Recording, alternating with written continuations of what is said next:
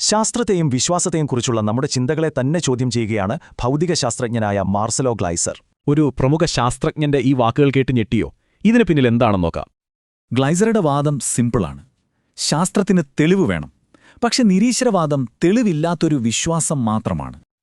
അപ്പോ നിരീശ്വരവാദവും അജ്ഞേയതാവാദവും രണ്ടാണ്. ഒന്ന് ഉറപ്പിച്ചു പറയുന്നു, മറ്റേത് അറിയില്ല എന്ന് സമ്മതിക്കുന്നു.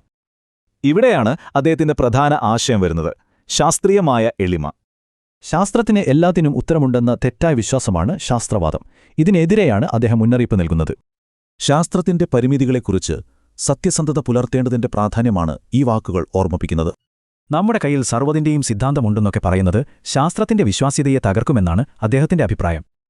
അപ്പോൾ ശാസ്ത്രത്തിന് എപ്പോഴെങ്കിലും അങ്ങനൊരു സിദ്ധാന്തമുണ്ടാകുമോ? ഗ്ലൈസറുടെ ഉത്തരം ഒരിക്കലുമില്ല എന്നാണ്. എന്തുകൊണ്ടെന്നാൽ നമ്മൾ അറിവ് നേടുന്ന രീതി വെച്ച് നോക്കുമ്പോൾ ഒരു അന്തിമ സിദ്ധാന്തമെന്നത് അസാധ്യമാണ്. ഇതൊന്ന് വിശദീകരിക്കാൻ അദ്ദേഹം ഒരു അടിപൊളി രൂപകം ഉപയോഗിക്കുന്നുണ്ട്: അറിവിന്റെ ദ്വീപ്. അതായത് നമ്മുടെ അറിവിന്റെ ദ്വീപ് വളരുംതോറും നമ്മുടെ അജ്ഞതയുടെ തീരവും വലുതാകുന്നു. അതുകൊണ്ട് ലക്ഷ്യം അവസാനത്തെ ഉത്തരമല്ല, മറിച്ച് ആ കണ്ടെത്താനുള്ള ആകാംക്ഷ തന്നെയാണ് പ്രധാനം. ഈ എളിമ എന്ന ആശയം അദ്ദേഹം പ്രപഞ്ചത്തിലെ ഏറ്റവും വലിയ ചോദ്യത്തിലേക്കും കൊണ്ടുപോകുന്നു: നമ്മൾ തനിച്ചാണോ? ഇവിടെ അദ്ദേഹം ശാസ്ത്രത്തിലെ പഴയൊരാശയത്തെ തള്ളിക്കളയുന്നു, സാധാരണത്വത്തിന്റെ തത്വം. അദ്ദേഹം പറയുന്നു, ആ ധാരണ മാറ്റേണ്ട സമയമായി. കാരണം പുതിയ ശാസ്ത്രം പറയുന്നത് നേരെ മറിച്ചാണ്. സത്യത്തിൽ ഭൂമി വളരെ അത്ഭുതകരവും അപൂർവമായ ഒരിടമാണ്. അതെ, നമ്മൾ സവിശേഷരാണ്.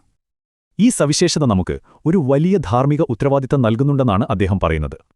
ഇത് നമുക്കെല്ലാവർക്കും വേണ്ടിയുള്ള ഒരു പുതിയ കഥയാകാം.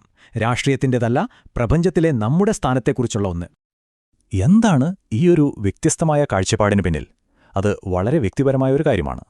കുട്ടിക്കാലത്തുണ്ടായ ഒരു വലിയ നഷ്ടം ജീവിതത്തെക്കുറിച്ചുള്ള ചോദ്യങ്ങളിലേക്ക് അദ്ദേഹത്തെ നയിച്ചു.